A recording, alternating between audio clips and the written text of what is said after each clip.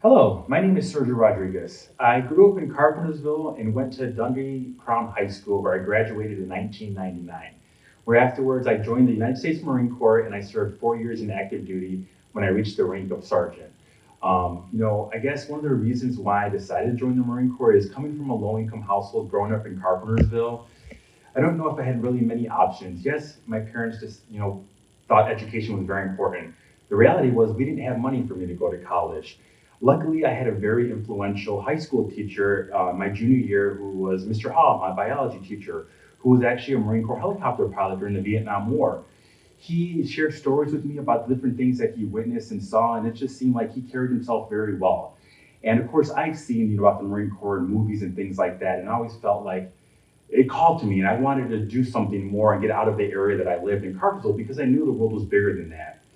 So I did join the Marine Corps. I did very, very well in the Marine Corps. I received two meritorious promotions, one of which actually was in boot camp because I was my platoon high shooter. So that means I shot the highest with the M16 rifle at the time. And because of that, I was promoted right outside of boot camp in the first 3 months that I was in to PFC. I also received another meritorious promotion when I was out in the fleet and reached the rank of corporal. And then about 3 years in, I reached the rank of sergeant, which was actually really cool. Um, why I joined was because, again, I wanted to get out of the area that I knew. I wanted to be able to achieve other things. And the Marine Corps taught me that there are so many things people are capable of doing if you put your mind to it, as long as you give it the time and the effort it deserves. And because of that, I really do believe that anything is possible. It just matters how bad you want it. Um, the jobs that I did in the military, actually, I was very lucky that I had a very good recruiter. Actually, funny story. When I first walked into a recruiter station, it was the year after my sophomore year, so before going into junior of high school.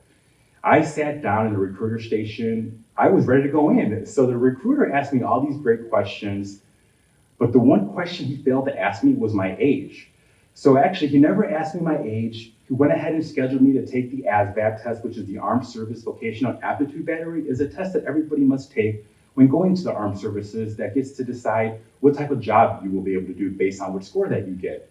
So I actually ended up taking this very long, about 3.5 hour test, actually here in Elgin, but then later to come to find out that the test was ineligible because I was only 16 at the time. So again, my recruiter laughed because he was new to the job that he failed to ask me my age. So I got to take the test twice. So he used to always joke and tell people that I took a very long practice test. But he actually was a very good recruiter. I wanted to be a grunt, an infantryman, because I thought that's all Marines were. But when I scored pretty high in that test, my recruiter says, you know what? I think there's better options that you may have. So he asked me, what do you like to do? At the time, I was really into computers, so I told him I like computers. So luckily, he actually changed my contract to go in to the computer field, whether it be a programmer or a networker. I ended up being a networker, so I got to go to 29 Palms in the Mojave Desert, kind of close to Palm Springs in Southern California, for my MOS school, where I learned a lot about IT work, hardware, software, and then I was there for about 3 months, where then I went to North Carolina for my first duty station. My first duty station was more like a civilian type of a job. We were there to support the base. So I worked not only with military members, I also worked with civilian people. But we were there to support the entire base, which really is a city. It's a city of itself. So we were there to support every different unit there. And it was more of like a help desk. People called us, we would then go to their offices to help them. That's where I started. I picked that up pretty quickly because, again, I was into computers. So then they shifted me over to what's called the Network Operating Center, where I was responsible for about 14 different network operating centers throughout the entire bases. We were responsible for their email servers, for their web servers, tape backups. So that's what I was responsible at that position. Then, luckily, my last year, I got orders to go to Okinawa, Japan, which actually one of the reasons why I joined the military is because they tell you get to see the world. And at that time, I had seen the West Coast and I had seen the East Coast. So I jumped at the opportunity to go to Japan. And actually, I got to say, it's probably one of the best years in the military because being in the first 2.5 years in North Carolina, it was more like a civilian job, to be honest with you. Whereas over in Japan, I was part of the Fleet Marine Forces. I was with the 4th Marine Regiment, which is considered the oldest and proudest unit of the Marine Corps. We're there to support infantry units. Because since the Marine Corps is America's 911 force, there's Marine units throughout all strategic locations in the globe because they're ready at a moment's notice to be able to get deployed. So every 6 months, there's different infantry units going to Japan that are ready just in case we're needed. So we're there to support them.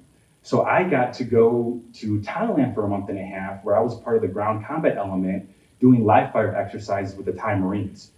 I was responsible for setting up communications, doing radio communications, doing data communications, which is internet pretty much, but both in the normal network and the secret network, because being in the military, we have to be able to communicate sensitive information in a secure manner. So I was responsible for setting up those networks and being able to support our grunts as they're out there doing the things that they need to, because communications is very important in this day and age. So luckily, because again, my recruiter helped me get a job that I was able to get a pretty decent job when I got out. But I served my country in the Marine Corps. I really wanted to find something that I can serve my community because I think service is very important. And I think that's something that we learn in the military. So when I got out, I was lucky enough to work at KCT Credit Union, which is a local credit union here in Illinois.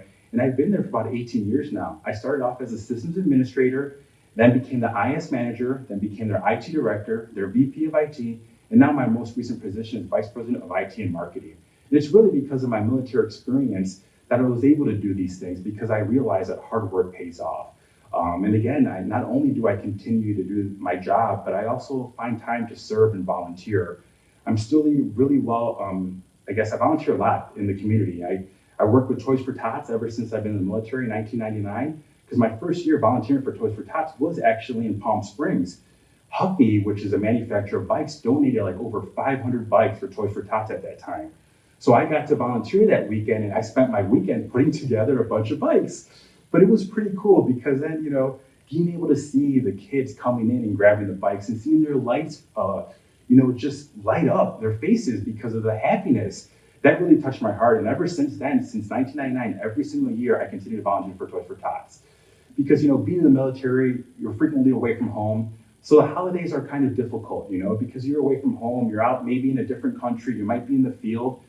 But, for kids, that's kind of important, So I felt like this is something that's near and dear to my heart, and that's something I continue to volunteer with. I also volunteer for a local not-for-profit organization called Centro de Información here in Elgin. That's a not-for-profit Hispanic social agency that helps the Latino community, both in immigration services and managing the different social services available to them through the state and the federal government.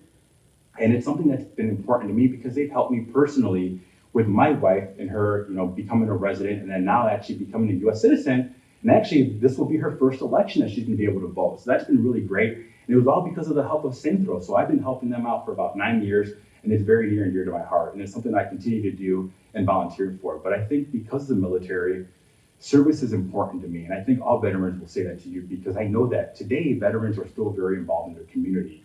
And it's important to me, and it's something that I will continue to do as long as I am able. And then like the military, people always say, thank you for your service. And I'm appreciative of that. But it's something I chose to do. It's something that I wanted to do because I wanted to serve a cause greater than myself. And I made great friends. I got to meet people from different walks of life, from different parts of the country, even immigrants from different, from Africa, from South America. And it was always great to be able to come together, even though we came from different parts of the world or, have different backgrounds. We all had this commonality. We're in the military. We serve our country. And I got to make a lot of good friends.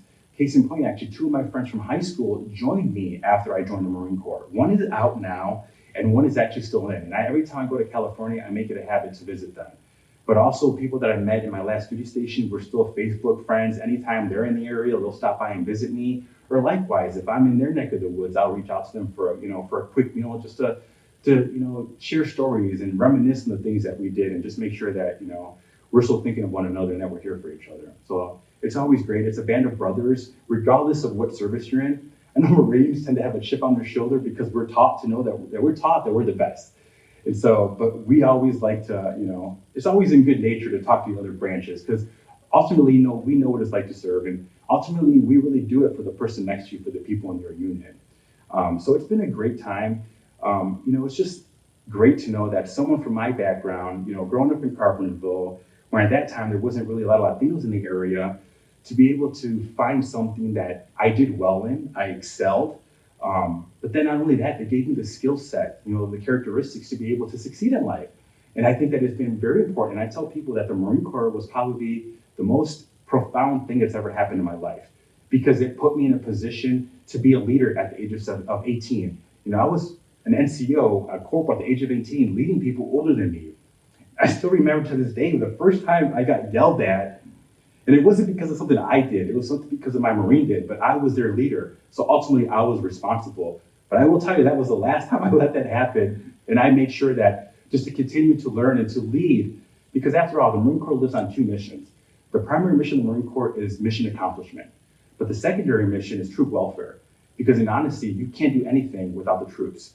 And that's something that's very important to me. And I think that, it's something that the Marine Corps has taught me, and it's something that I continue to this day in my leadership roles. Because without people, we can't accomplish things, but with the people, we can accomplish wonderful, wonderful things.